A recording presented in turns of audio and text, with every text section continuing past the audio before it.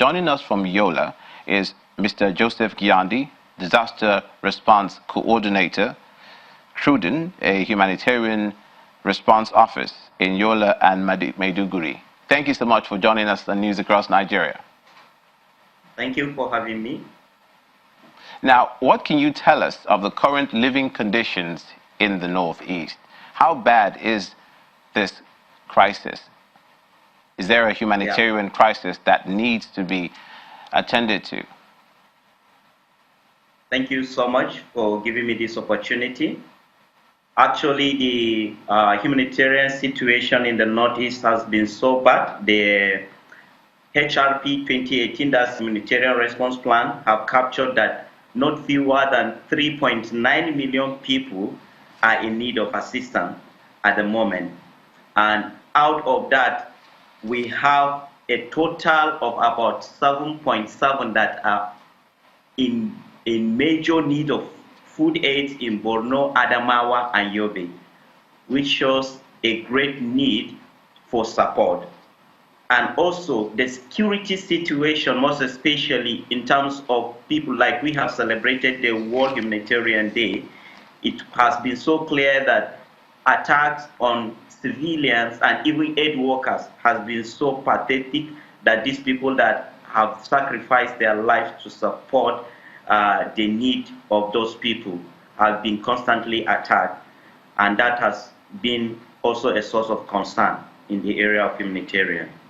Now, to run the risk of looking at the glass half empty instead of half full, the government does appear to have made significant progress in the fight against insurgency.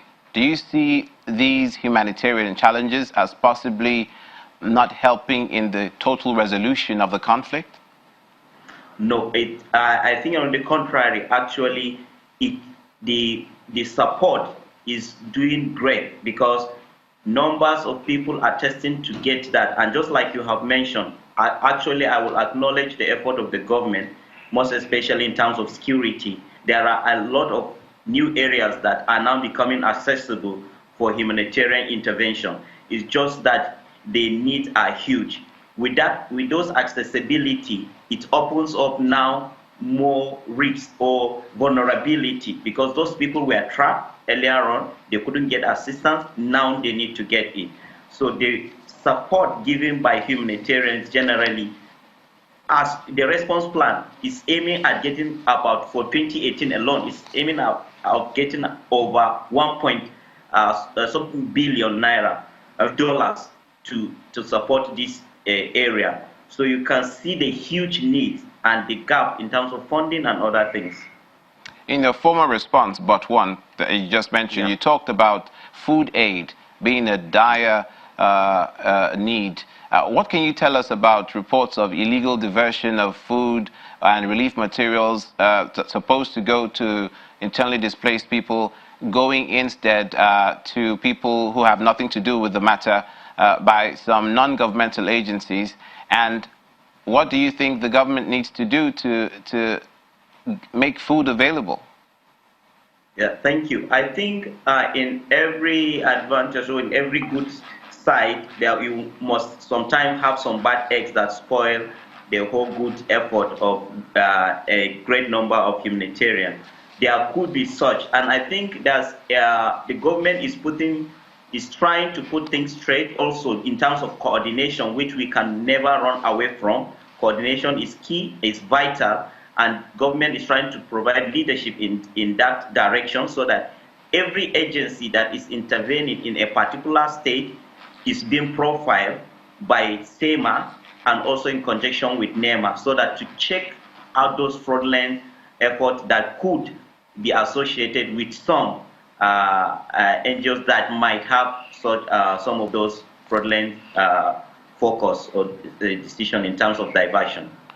As far as the crisis also goes, one can lose sight of the fact that we're talking about human beings here who have been traumatized by these situations, fleeing their homes. Some people have their family members lost to the conflict, and that begs the question about the psychological frame of mind of the people. You've interacted with them, I'm sure. What is their frame of mind? Is there optimism? Is it pessimistic? Yeah, I think it's both sides.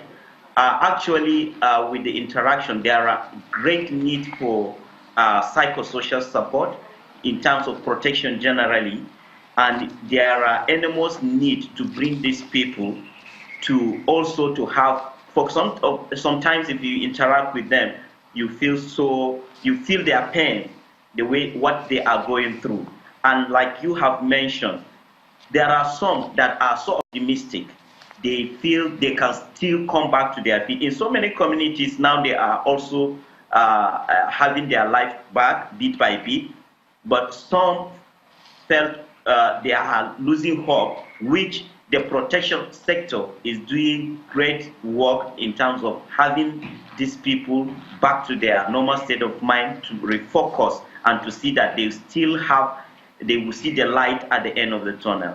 Thank you so much, Mr. Joseph Gyandi, a disaster response coordinator of a humanitarian response office in Yola and Maiduguri. Thank you for your time on News Across Nigeria. Thank you so much.